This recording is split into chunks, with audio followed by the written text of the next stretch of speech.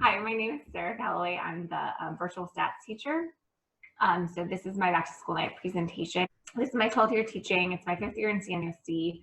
I have both a bachelor's and a master's in math. And so as a teacher, my goal has always been to be able to break down concepts into more manageable chunks for students, and ultimately help them enjoy math, even if it's just for a day. So you'll kind of see how that philosophy, how I've approached that with Edgenuity, because I'm not the one actually teaching. And we'll talk about that when we get into the supports. So the phone number that's listed is my classroom at Centennial. At this point, I'm only there on Mondays.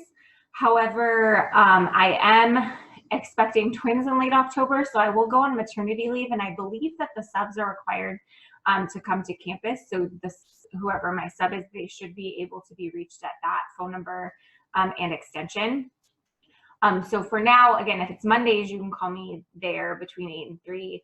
Otherwise, email is the best way to contact me. I do have the remind set up, so some students prefer that. And that's another way that parents also can come in contact with me.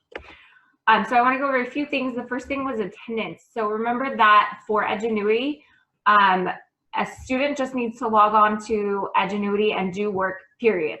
So I don't care, I'm not checking to see that they're doing stats work, I'm just checking that they logged in and did work. If for some reason they do not do any work in Edgenuity, I do have a Google form linked in Google Classroom. So that's just a quick, some check boxes, typing in their name and the date, where I will mark them present if they don't log into Edgenuity at all.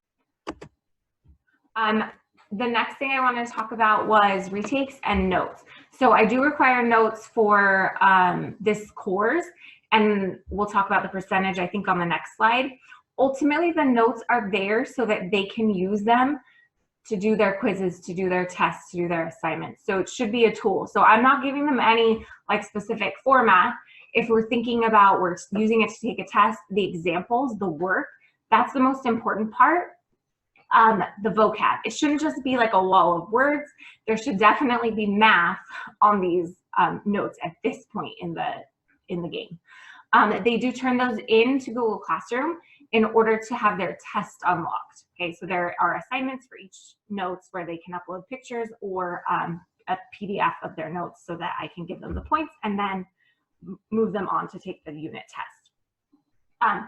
So in terms of the unit quizzes and tests, or the section quizzes and unit tests, each quiz allows 2 attempts automatically. They can get a 3rd attempt by request. I highly encourage them to review with me before they take that 3rd attempt. I mean, because there was a reason that they didn't do well twice. And then for a test, they have to turn in their notes and I will unlock it. Then if they do not get a passing grade on that test, they can request a 2nd one. However, I'm gonna really encourage them to review with me what they got wrong, because the test is a lot higher percentage in their grade. In general, my grading breakdown is as follows. So there's 10% participation. So this is looking at whether they're on target. So you'll notice that I'm not docking them a lot of points for not being on target, but it will affect their grade just a little bit. And so they will get full credit if they're in green or blue.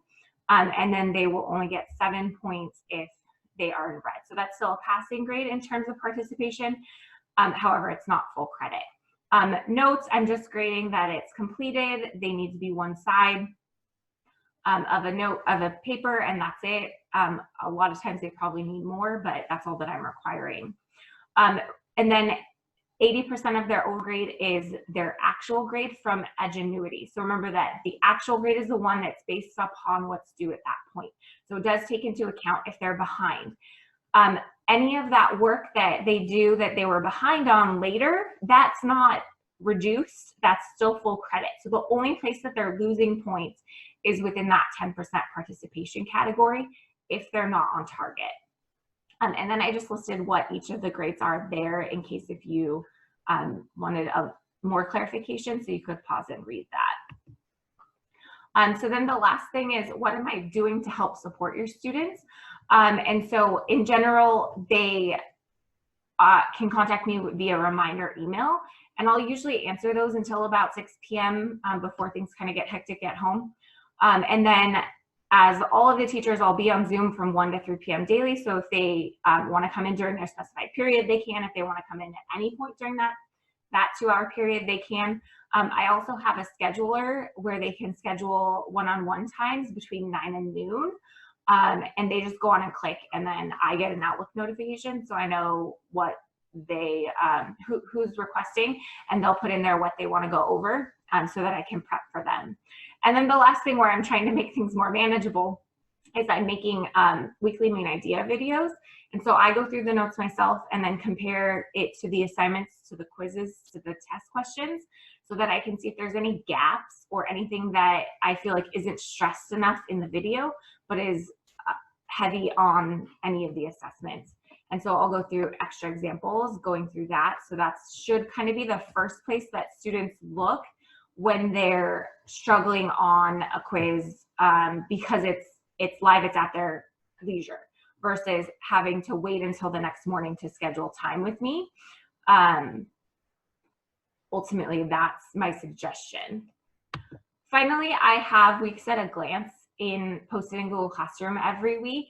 And so you can see that this week they have a test on Thursday if they're on target. So they could have already taken that test. They might be taking that test next week. It really just depends on where they're at within the program. And so you'll notice that on the day that they had their last instruction, which was supposed to be Monday, I put a note to remind them to turn in those notes to Google Classroom, so that once they're done with that unit review, they don't have to ask me or bug me to do the unit test. I know when I'm checking that they have completed those notes, so that they can have that in the clear. So that's all that I wanted to go over. So if you have any questions further than that, just shoot me an email, and I'll be happy to answer them. Have a great night.